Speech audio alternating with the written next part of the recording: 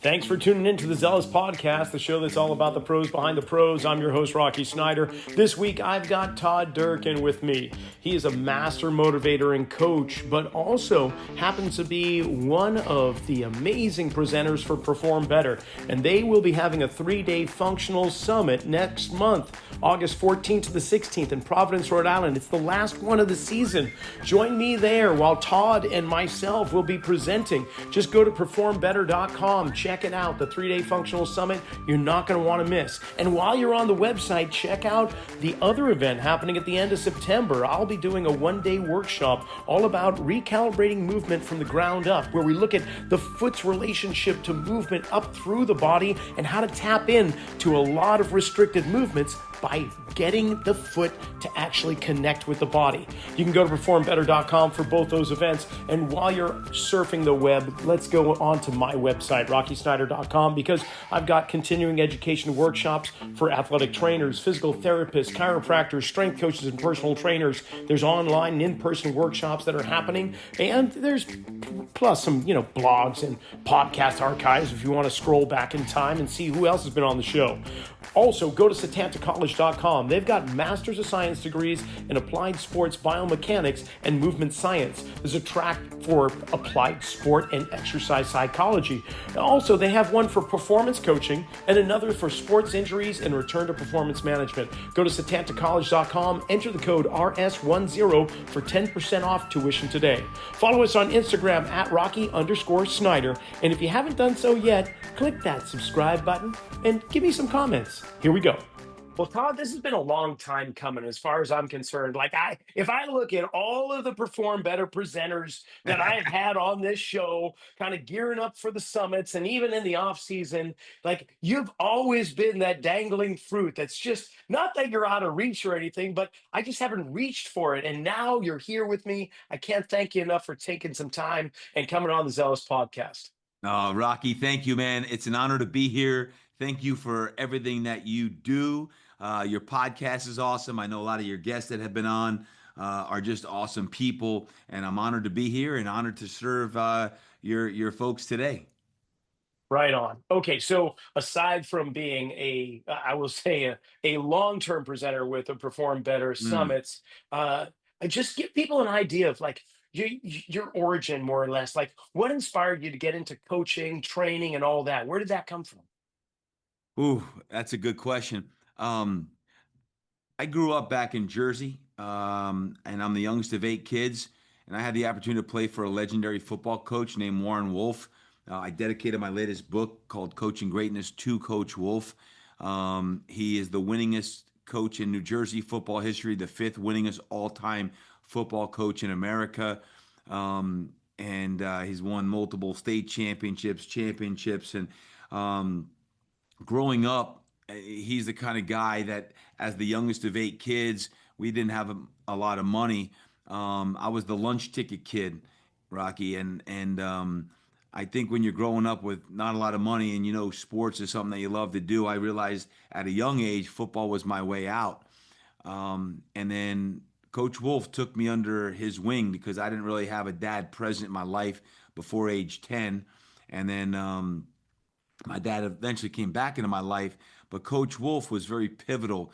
And I learned what a legendary, iconic coach is all about. And he poured into me spiritually as a coach, an old school coach with a lot of love as well, and a fatherly type wisdom. And that really was the seed. And then fast forward all the way, I eventually earned a football scholarship. And when I was in college, when I was done playing, my dream was to play in the NFL, to be a quarterback in the NFL. But it didn't work out that way. But I felt like I still had some good football in me. So I went overseas. I played in NFL Europe and in European football. It's where I eventually got hurt 2 years in. I blew out my back, 3 herniated discs, spinal stenosis, degenerative back disease. And it was there that I went on this journey to try to figure out my own life. Now that football was over, I was 25 years old, and I knew that I had my degree in kinesiology. I had a teaching certification. I was like, do I do physical therapy school? Do I do, chiropractic school? Which direction do I go? And it was there that I just kind of, I don't know if I found coaching or coaching found me, but I'd always been part of my DNA. And that's how I started getting into blending my background in sport and fitness and education and massage therapy and strength and conditioning. And I, through the grace of God, literally stumbled upon it. There's this guy on the Jersey Shore. His name was Michael King. I had just hurt my back in France. I was rehabbing at my sister's day spa, and this guy's wife, Michael King's wife, I met her, and she said, "Hey, my husband's got a bad back. Can you help him?" I'm like, yeah, I got nothing else on my schedule. I'm rehabbing my own back, so I show up at this house on One House Street, and One House Street is this like big mansion on the beach, on the ocean. And everyone knows One House Street because that's Michael King's house. That's where the fireworks go off on the 4th of July. And I'm like, wait a second, One House Street, that's Michael King. Well, Michael King, he produced Wheel of Fortune, American Journal, Jeopardy, and this new show Wow. called Oprah Winfrey. I'm like, wait, that's Oprah's producer. Well, we hit it off. The rest is history because next thing I know, I'm in LA. I'm training all these people, living at Sting's beach house, the not the wrestler Sting, but the singer Sting. And before I know it, I go from playing football in Europe to now I'm living in Sting's beach house, training these Hollywood people, and that got me into the world of fitness and coaching because like now I'm working with people and I'm doing my fitness and strength and conditioning, but man, just to keep going down that path and stop me where you want. But I loved fitness, but I did not like the Hollywood scene. I just it wasn't me. I just didn't feel at home, and I was around a lot of money, but just not like it wasn't my thing. So I moved to San Diego because my old beat up old Volvo would never make it back to the East Coast. So yeah, I'm in San Diego State at grad school for 2 years hanging out. But on day one of grad school, it's where I met my future wife, Melanie. We've been married now for 24 years. But it was there that when I was all finished up, I said, I'm going to open up my own gym. And it's going to combine fitness and strength and conditioning along with the Eastern practices I had learned with massage therapy and healing with Zen body therapy, Rolfing, Feldenkrais. And I took these philosophies under a roof at that time called Fitness Quest 10. And for the last 25 years, that's what I've been doing at Fitness Quest 10. A lot's evolved since then on the conditioning side and who I've worked with and what I do. But that was the start. That's how I got into the world of coaching and fitness. 25 years wrapped it, more than 25 years wrapped into a couple minutes. So sorry about going long, but that's kind of the story. No, no, that's a part of you I hadn't heard before. I didn't know quite a few of those things. Mm, And really, it's nice to know two East Coast guys make it out on the West Coast here and to open up shops and keep it going. So yeah. yeah, kudos to that. So, but then somewhere along the way, you start getting involved with players in the NFL or other sports. Like, how did Yeah. you dip into that? You leave Hollywood, you go to San Diego, open up Fitness Quest 10, and Yeah. then what? Well, when you start off in business, I didn't have a background in business. I just wanted to help a lot of people. And the first few months in, I was like, this is a pretty cool job. I'm like working out 4 hours a day. I'm getting back in playing shape. And then I realized, oh, shoot, I got bills coming up. I got to make some money to pay the bills. And fortunately, I had negotiated 3 months rent free because on the third month, realizing I had to pay the rent the following month, I'm like, I got to get some clients. Well, I did. And when you're starting a business, you'll take anyone. It doesn't matter who. And matter of fact, my very first client, Donna Dickinson, still comes into this day and trains. Um, but 2 years in, I had a very eclectic mix of everyone, moms, dads, grandmas, grandpas, kids, but I didn't really have many athletes. And I love working with athletes. So I really just set a strong intention and that I wanted to work with athletes. And I love I love football. I come from a football background. Little did I know that one of the girls who was doing Pilates, she said, "Hey, my husband's got a bad back. You think you can help him?" I'm like, "Absolutely, would love to help him. Tell him to come on in." That was it. I didn't know this woman really, other than she does Pilates here, and I don't do Pilates. My wife Melanie was teaching exercise science at the college. She's a professor, 25 years now in that, but she also does Pilates. She she's like, you know who that is? I'm like, yeah, it's Kimberly. She goes, no. Well, next thing I know, in comes through the door Kimberly's husband, this 6'6", 310-pound behemoth of a guy. I'm like, who's this? Looked like a left tackle. And I'm like, who is this?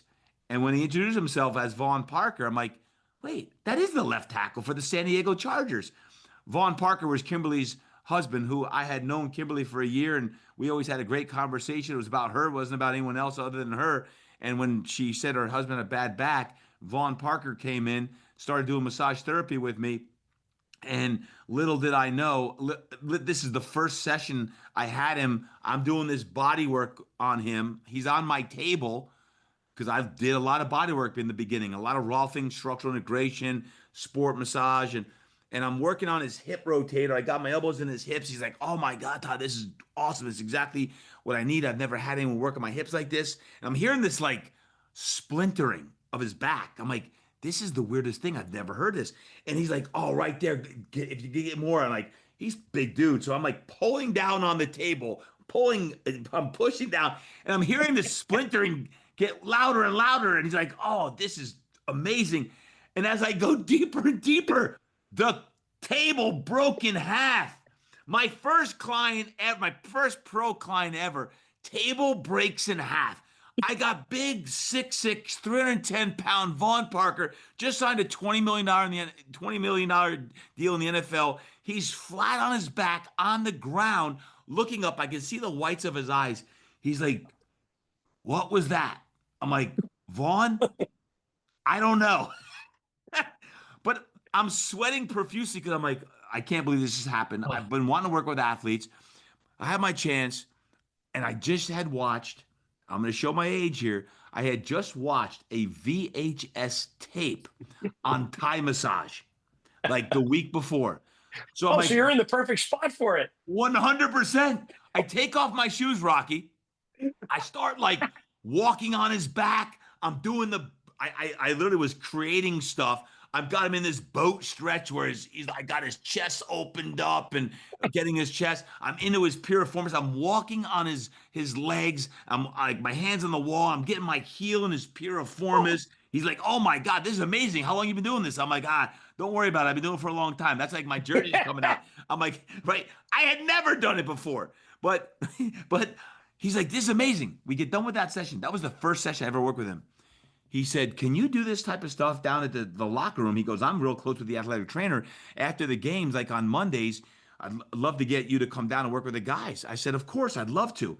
Little did he know, I didn't act like it was too big for me. I was like, holy jeez, this is what I've been dreaming of doing for years. Like, this is who I want to work with. A week later, I am in the San Diego Chargers locker room doing this type of work on Mondays. And it was that season that this guy named LaDainian Tomlinson at the time was the number one pick for the San Diego Chargers. He comes up to me on the last day of the season. I had not worked with him during the season. He comes up to me and says, "Hey, I understand you do this thing called functional fitness. And a couple of the guys told me they heard about you. Would you be willing to work with me when the season ends?" I'm like, yeah, of course. I'd be honored to. This is LT. He was the Right. big, he's the star of the rookie year. He calls me literally, Rocky, the day after the season ended on a Monday. Calls me. There weren't pagers and texts, or there weren't phones and that stuff, mobile phones. He calls me up. Tuesday, he's in the shop. And I'll just say that's how I got started because Wow. LaDainian said, "Todd, I want to be the best running back to ever play the game. I study Emmett, I study Walter, Barry. These are my dudes, and I want to be the best." I said, "Let's go, let's go." Well, he didn't know my story. He didn't know how I got to where I was at. We're standing in my little 3,000 square foot studio with refurbished equipment, carpet on the floor, no money, and we got after it. And he knew after session one, and I knew after session one that we had a match made in heaven. And for the next 9 years, we grinded and grinded and grinded. And eventually LaDainian obviously got inducted into the Hall of Fame. But when you say, how did I get started? It was because of a broken table from Vaughn Parker, who opened the door up to the locker room that opened up the door to LaDainian coming in, because LaDainian really put me on the map. 2 weeks after working with LaDainian 3 times a week, he brought his quarterback in, Drew Brees. Well, Drew's been a client of mine for 23 years now. He's one of my best friends on a lot of levels. I still train him. He's businesses and everything else. We do a lot together. But as you know, Rocky, and many of your guests, in the athlete world, it's all word of mouth. And if you do good Yeah. to them and they trust you, and that it's all word of mouth, and that's how it all started. I still work with a lot of athletes, but I still work with a lot of everyday people. People think I just work with like future, Hall of Fame athletes and that. I work with a lot of everyday people to this day. I still teach class on Wednesday nights with people coming in that they don't even know my background. They just come in because they want to get fit, and I love that. Like, I'm just an invisible dude who they just like the class, and they want to get a good workout in, and I love that just as much as working with some of the athletes I work with. Well, you definitely have the energy to do classes. I'll tell you that. I mean, for anybody that hasn't been to a Perform Better Summit, when you go and the floor and the walls are suddenly shaking and they're like vibrating, and then you hear this raw just coming out of the down the hallway and all that. You're like, oh, there's Todd's workout. He must be having a good time. You get everybody moving, man. It must be so adrenalizing for you to be in Mm. situations like that. Man, I love coaching. I love coaching. It doesn't matter if it's one on one, and I'm down on my knee helping a young NFL quarterback like I was today. He's well, I say young, but he's been in the league for a few years, but he's still a puppy in my eyes. Or if it's with a group of 100 trainers in a huddle and we're breaking down, and getting after it. Because what I've realized now after, she's over 15 years of teaching at Perform Better, man, almost 20 years, is I know what happens inside of a huddle, and when people show up live and actually can feel a class, and you get a bunch of fire breathing dragons all together, lives can be changed and transformed through what can be said and what can be felt.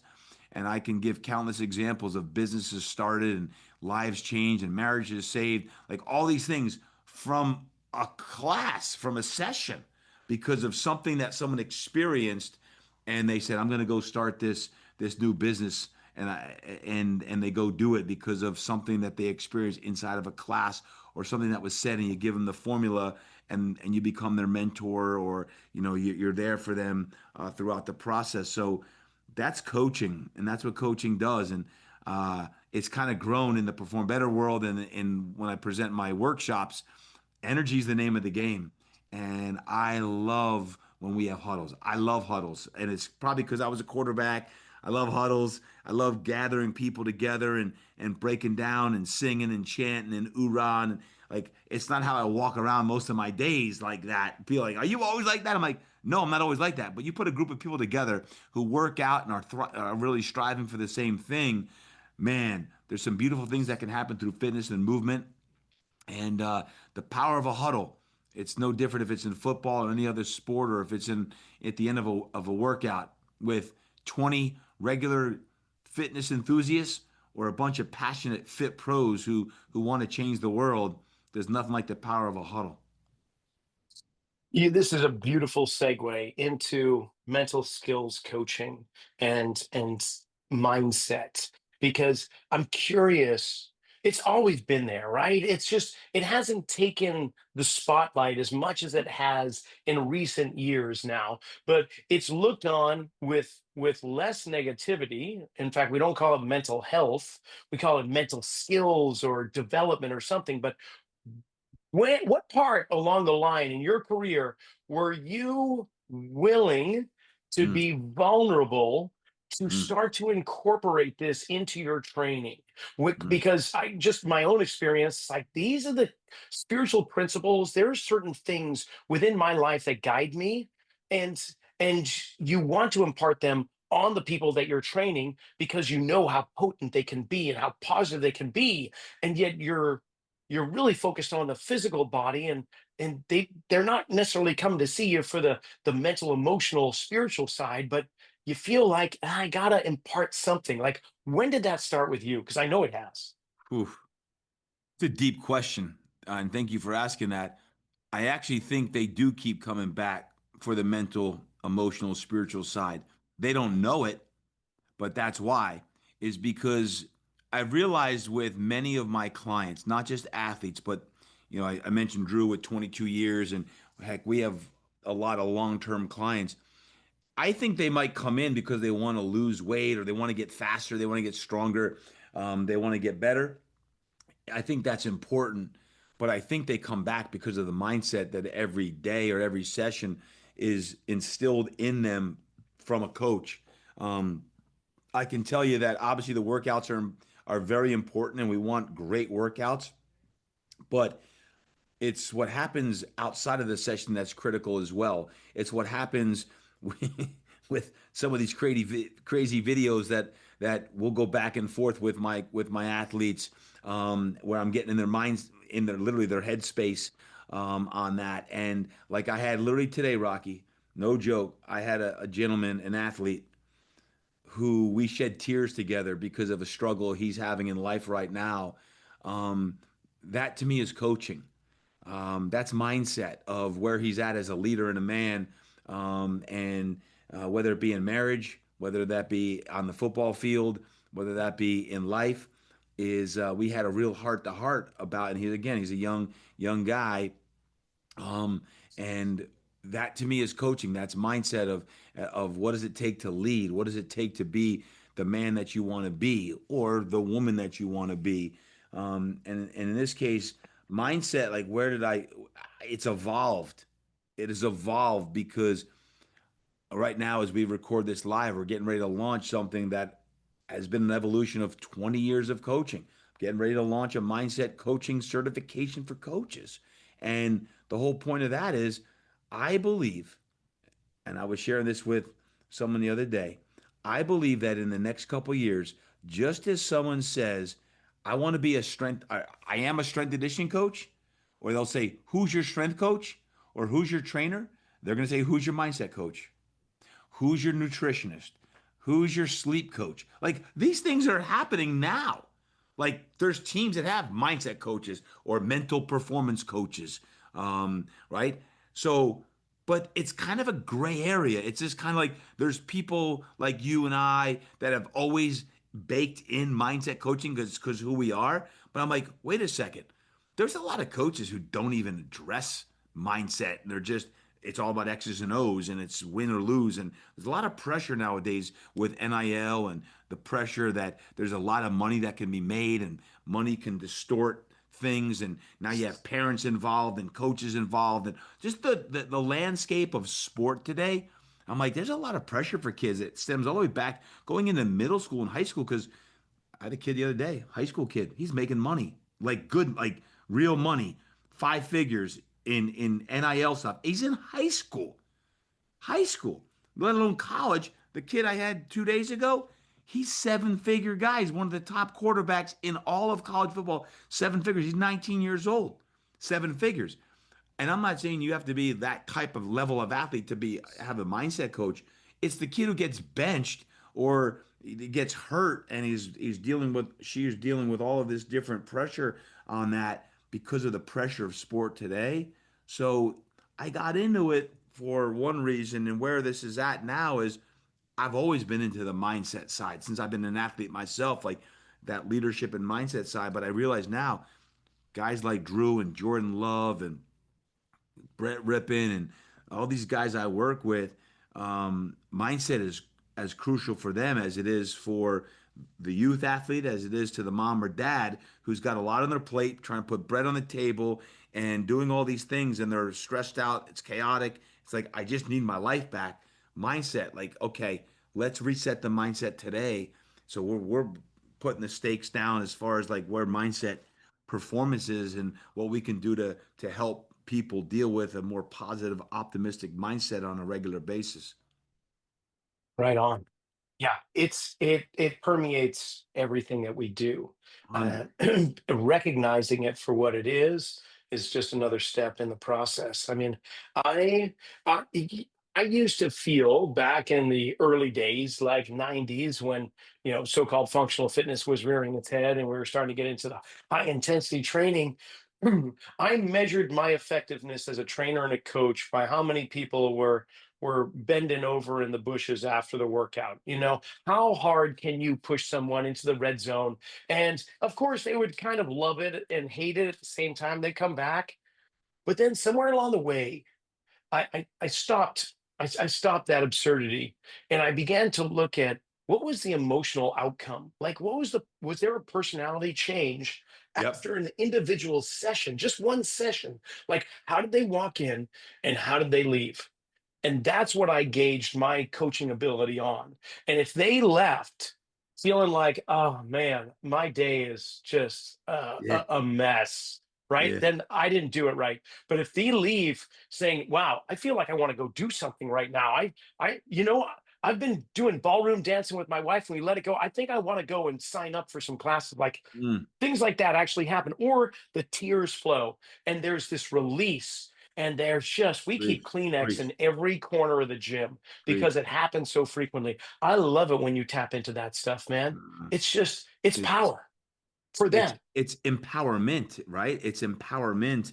It's funny.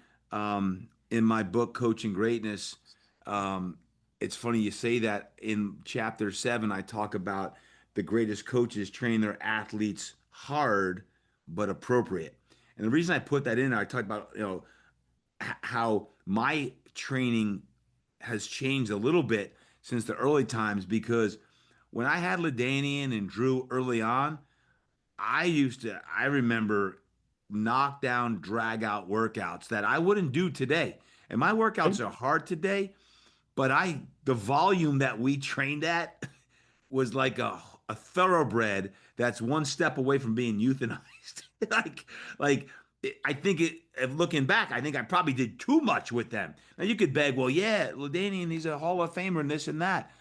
But man, I agree with that. Like when you look at volume and evolution. That's also why recovery is a huge aspect today, right? And the emphasis on recovery. But I think the thing that was always the common denominator was that ability to inspire someone from the inside out.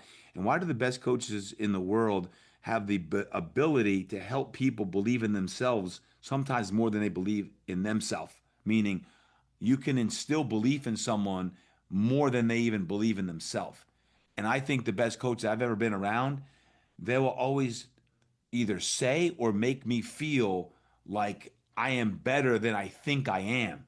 And that allows me to step up my confidence. And so much of confidence is up top. I have the confidence and the courage in my heart to step up and not be afraid to take risk, not be afraid to do what I want to do, to not play so robotic when I'm on the field or am so mechanical if I'm in the boardroom and making business decisions that it's not so mechanical, but I'm trusting that I can do what we set out to do.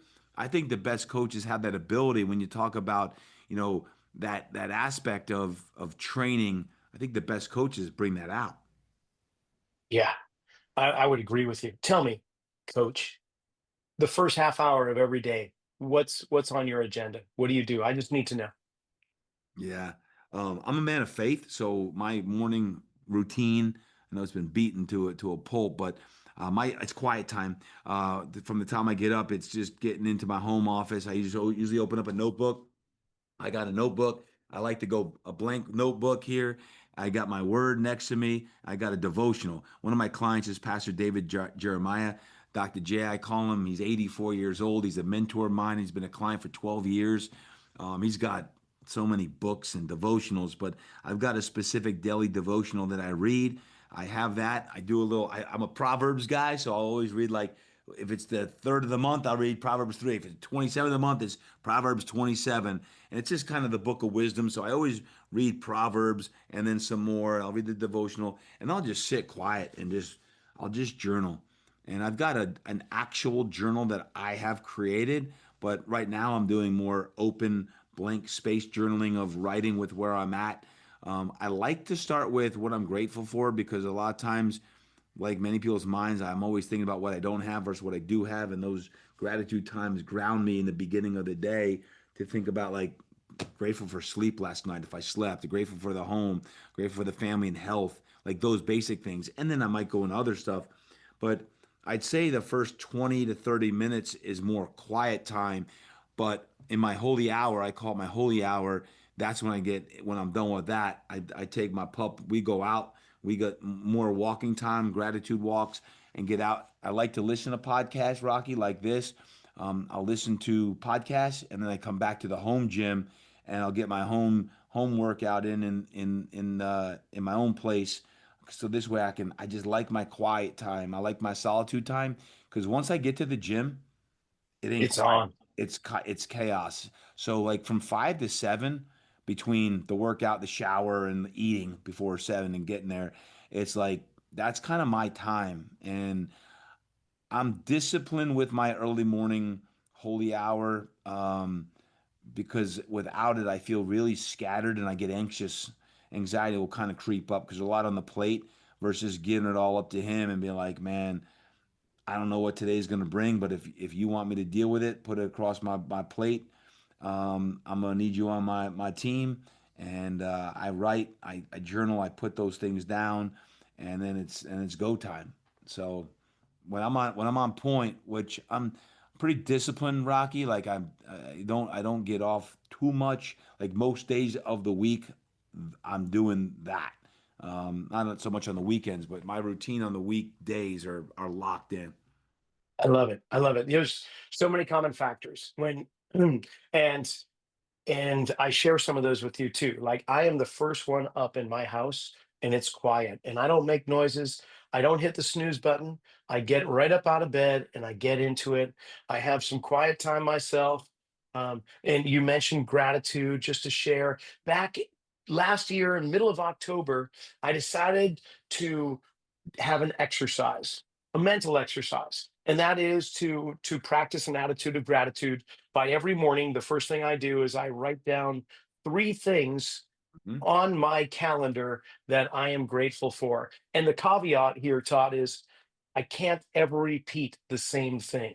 So it just makes me broaden my horizon in terms of my awareness of my life and the people and the things around me. And it's proven to be the most uh, I think it's the number one exercise in my life right now. I love it. I've never missed a day. October 14th, 2024. Here we are. It's July 3rd when we're recording this right Wow. now. And that's how I started my day. And it could be as simple as like you say, hey, I'm grateful that my shoelaces didn't break on me right now. I'm grateful that the door was locked when I came in this morning, or that I can sleep with the window open, or I have such compassion and devotion and admiration toward my wife, and that my kids are going on a path that has passion and heart. I mean, it could be anything, but I think starting off your day like that, and with whether it's prayer or thoughts with intention, or just still in your mind and listening, those things have so much potency. And then you Mm, put down your intentions, like you put it in your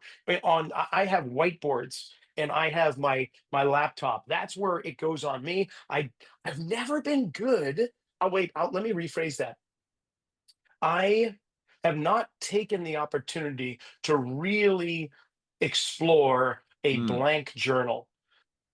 I'm not going to put in the negatives. I have yet to explore that aspect. And mm, I mean, I'm not afraid of writing. Don't get me wrong. It's just that for some mm. reason, the whiteboard and the laptop really work well for me. So you find what works, I guess. I Yeah. rambled on too long. I want to get back into you because Well, well, let me go just ahead. comment on that. Let me comment on one thing on that because it's good, and I think anyone's got to find what works for them, right? So do what works for you. But one thing I have done that serves other people, which helps serves my spirit, is it's similar to what you say with the three. When I'm done with my routine and workout, typically after your workout, you get quiet time and you work out, you feed. That means your body, mind, and soul are fed. You're typically at a high. You're at a euphoria type statement. I have in the last 3 years, most days of the week, will send out three random text messages to people. Um, it could be a teammate. It could be someone that I recently just came across. It could be a family member. And there's nothing magical about who those three people are. It's whoever in my quiet time has come up in my mindset that I need to either pray for, send energy to, strength for, or nothing. It just, they're on my mind for some reason.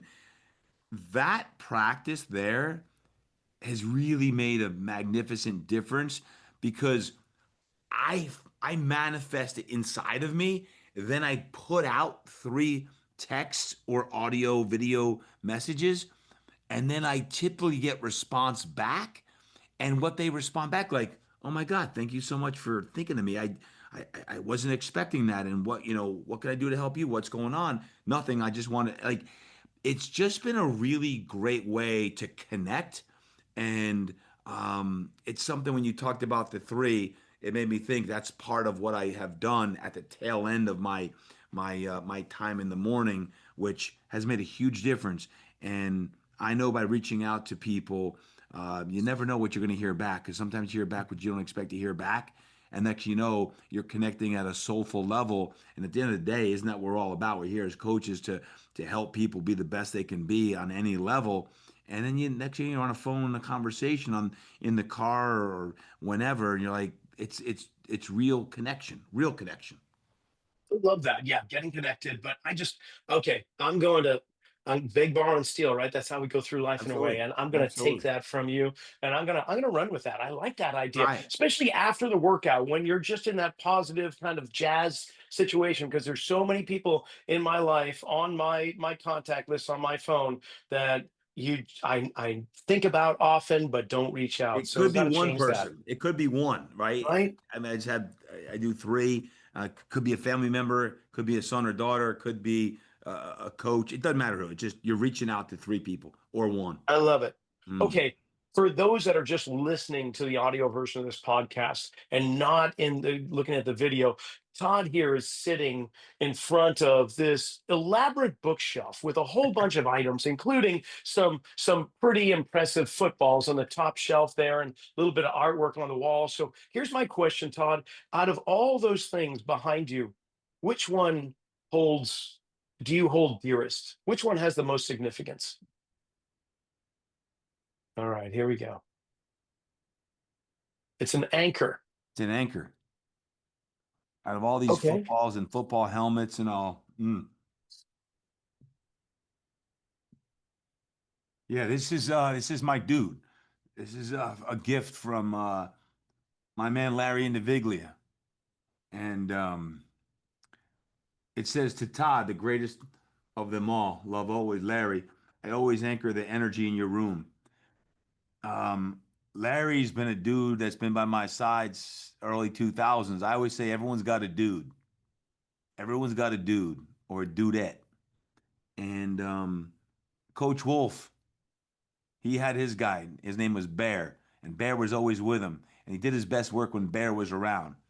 And Larry um, uh, is a guy that was with me for many, many years, over 20, since I opened Fitness Quest 10 and with Impact X Performance, and he helped run my mastermind group for coaches.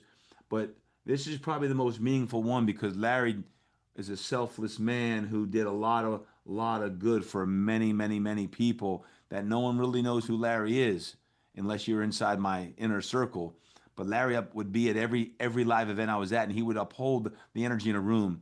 And I got that upholding the energy in a room from I think it was Wayne Dyer, Dr. Wayne Dyer, and we talk about upholding the energy in a room. Is there's people when you're in rooms sometimes that um, it's not the energy that you want to create. Like perform better in those workshops. That's the energy I want to create, right? Well, sometimes you do workshops or retreats, and you need to have people praying, thinking, holding intentionality of the energy you want in the room, and that is literally through your mindset of what you want the energy to be. What do you want it to feel like, smell like, be like? So you set that so someone can operate the best level.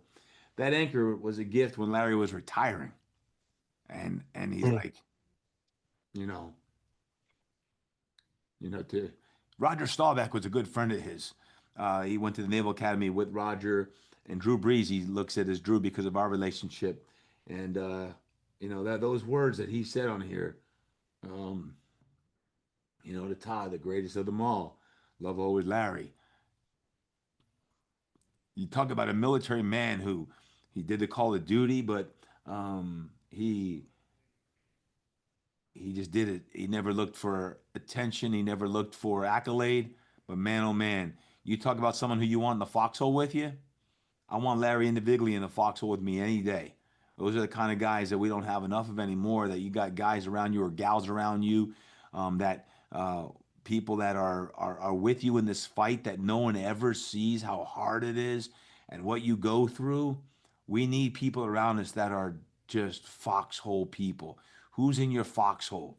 Who are the five people in your foxhole when you're fighting to really impact a million or 10 million or 100 million people or 1,000 people, doesn't matter the number, but like you need people around you that can lift you up, support you, encourage you, because when you get when you get a certain level of success or that, sometimes the people around you, it gets a little lonely sometimes near that top. You, you need people around you that can help you do what you do because when the mission is big, sometimes at the top, it gets a little smaller, a little tighter.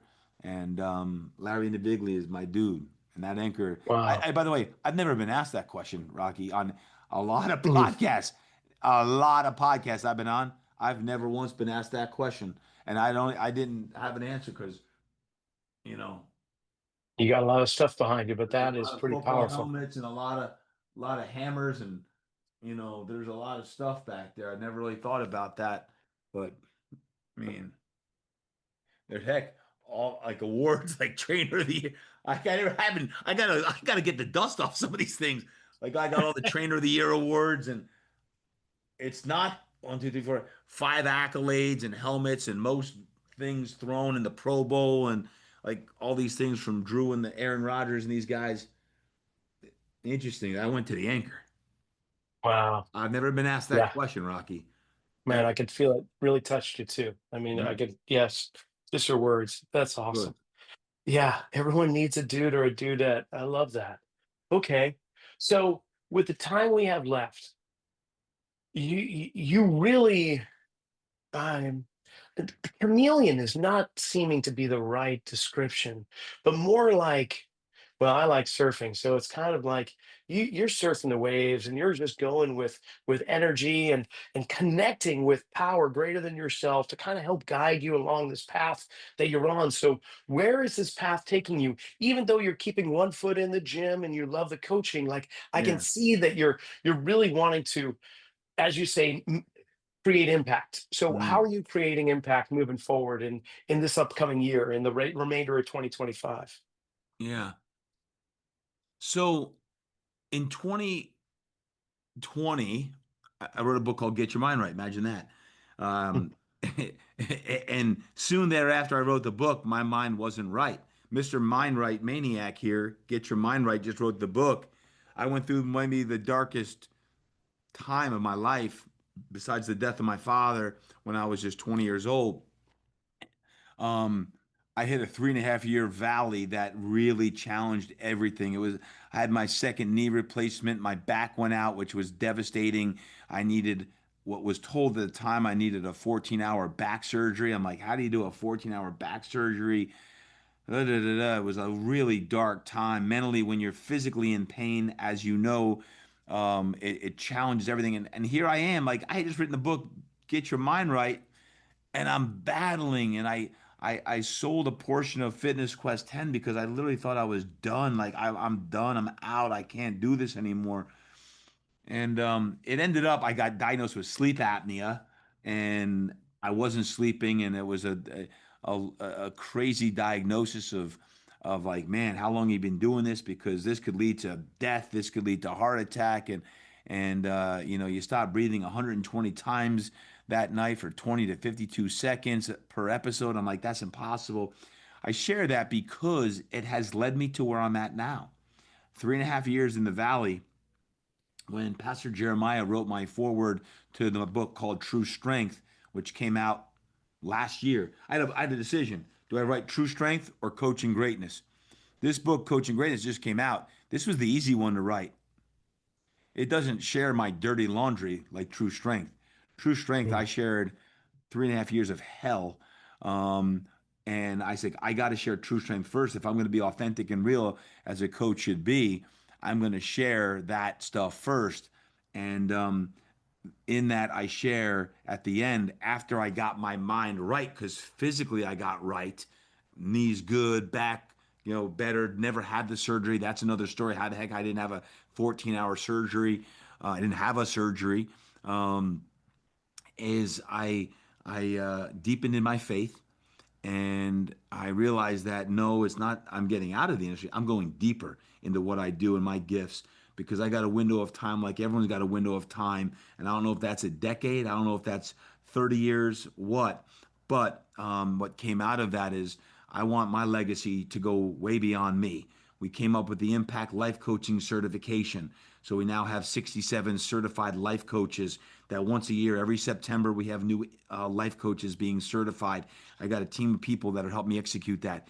We are just launching, as we record this, here in mid-July, my impact, or we've got the mindset coaching certification. It's called Get Your Mind Right. Imagine that. It's called Get Your Mind Right mindset coaching certification for mindset coaches. These are people who work with athletes or want to work with athletes on that.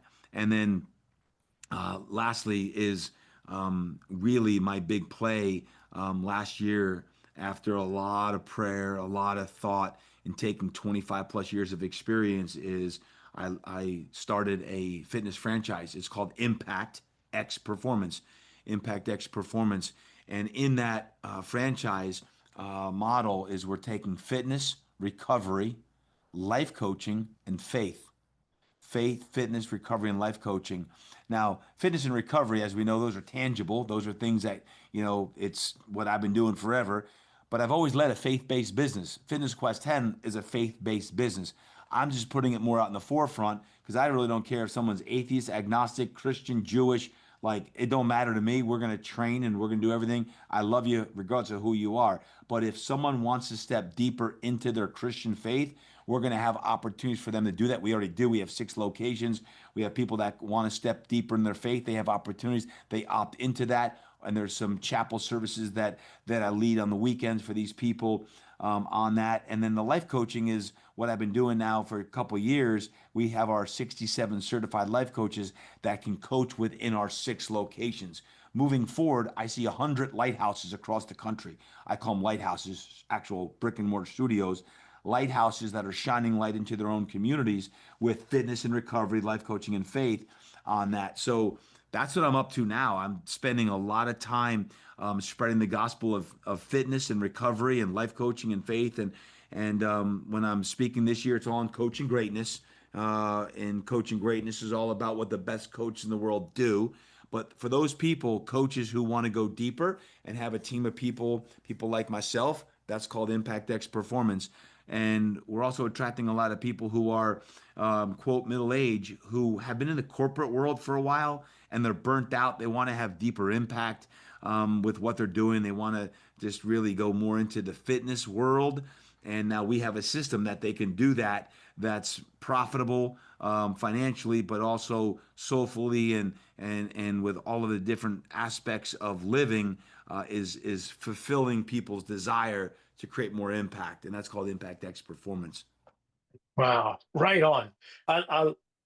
I'm really digging everything that you're creating, and I appreciate how you're putting it out there for everybody. Um, I, hearing you speak, I think about the dark things that are inside all of us, the dark experiences we have. But when you really think about how form takes its place, it's not all through light, but it's the combination of light and shadows that give things definition and meaning, right? So and you probably heard this story before, but I love it. I keep coming back to it. This guy, it's kind of like a parable. This guy's walking down the street. He's not paying attention to where he's going, and suddenly he trips and he falls into this hole, and he tumbles down for a long time until he finally hits the bottom of this hole, and he looks up and you can't even see the light of day. He's down so deep in this dark hole, and he tries scratching and clawing his way to the surface, and every time he'd just slip and fall right back down to where he was, until finally he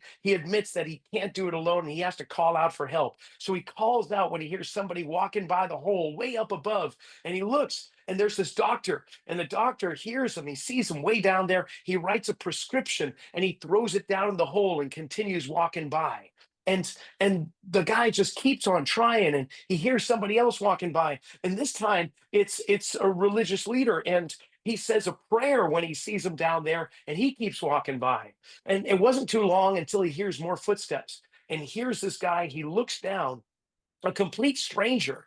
And without thinking, he sees him down there calling for help, and he jumps down into the hole and he lands right beside the guy. And the guy's just bewildered. He's going, "What the fire? What are you doing here?" He's like, "No, no, no. You see, I've been down here before and I know the way out, right? That's what you're doing. You may be a total stranger to people in the short Mm, term, and then as they get to know mm, you, they get to know your coaching, they get to know the principles that you're putting out there to guide them to light, to mm, where they want to go." mm. That's it's So just good. everything you're talking about just So brought me good. there. So good, Rocky. It makes me think that parable in my book True Strength came out last year again. Pastor Jeremiah writes the foreword, and Hmm. there's a quote in it that I extracted out. It's called, and you'll like this one: "The crest of the wave determines the depth of the valley. The depth of the valley determines the crest of the wave." Meaning how high you are, how many successes you have in life, could also mean how far down you crash. And how deep you go could be the rebound of how high you come back. So I'm sitting here in this valley, and what he reminded me is, hey, listen, there's a lot of fruit in the valley. There's a lot of fruit. All the fruit is typically done in the valley. I didn't want to hear it at the time because I'm like, Hmm. yeah, I don't want to be in the valley. No one wants to be in the hole. Everyone wants to be Oh, at the top of the mountain and like, yes, we did it. Yes, we did it. But he said, eat some fruit down there. Because when you get back on the top of the mountain, when you actually see what was created that's already done for you, that you know it's going to be there, but you got to trust that, is you're going to look back and you're going to wish that you would have appreciated that time a little bit more, and that you're going to realize what you learned in that is going to help you get you to where you want to go. I'm seeing that now. Again, I'm a year and a half out of that valley of that really dark time of, man, like, I don't know how I'm going to get out of this, but I don't like where I'm at. And on the outside world, you would never know, right? Like, you don't know, like, I'm no. having all this back pain and knee pain. Because what do coaches do? We show up. You put your back brace on, you pop ibuprofen, you get some caffeine because you're not sleeping, and you show up. Well, after years of doing that, that gets not good. Like, it's not good. So all of a sudden, coming out of that side of things now, I'm like, okay, I learned a lot of deep, deep, deep, deep lessons that are going to fuel me. And hence, that's what IXP is all about. Impact X Performance is not just 3.5 years, but it's over 25 years of experience wrapped into a model that I believe is going to help a lot of people create impact in their lives. Because, Brocky, guys like you and me, we've seen a lot of things. And I'd be damned if I go to the grave someday, hopefully in about 56 years when I'm 110 years old, and haven't put that all in to what I believe my divine gifts are. So hence we're out and about, shaking the Holy Grail. That for those people who want to get involved, reach out to me. Let me know how I can help. But Impact X Performance is really where I'm spending a lot of my focus and time right now, and that's what I'm doing. Man, that's great. Yeah, I'll make sure that links to your program and your book, and for that matter, Fitness Quest 10 are in the description below the podcast, so anybody can go there and check out more. Todd, this has been just a remarkable conversation. I really appreciate you. It's good to get to know you Mm. even to a deeper level than just sharing some space in a room and watching your work. I appreciate that. It means a lot to me, and I thank you for giving me your time. Rocky, thank you, and thank you for everything you're doing. It was great to connect in Chicago. I look forward to connecting soon. I got to get up to Northern California at some point, and we can hang together. That sounds like a plan. I like that Awesome. very much. And that's the end of that one. Todd, I can't thank you enough, brother, for coming on. You are not only a master motivator, but you know how to take passion and make it work for everyone. And if you haven't experienced Todd's energy and fire, then you definitely want to sign up for the 3-day functional summit happening next month in Providence, Rhode Island, the last of the summits for the season. We've already been to Chicago. Long Beach happened in July, and now Providence, Rhode Island in August. And aside from that, the following month, at the end of September, on the 27th, come to Perform Better's headquarters to their Functional Training Institute. Join me for a 1-day workshop that Saturday, all about recalibrating movement from the ground up, and find out how the foot and the lower body affects movement up the chain. Check out my website, as always, rockysnyder.com. We've got podcasts, blogs, and a whole bunch more. And check out Satanta College while you're at it, and maybe the Masters of Science program is exactly what you need. We'll see you next week.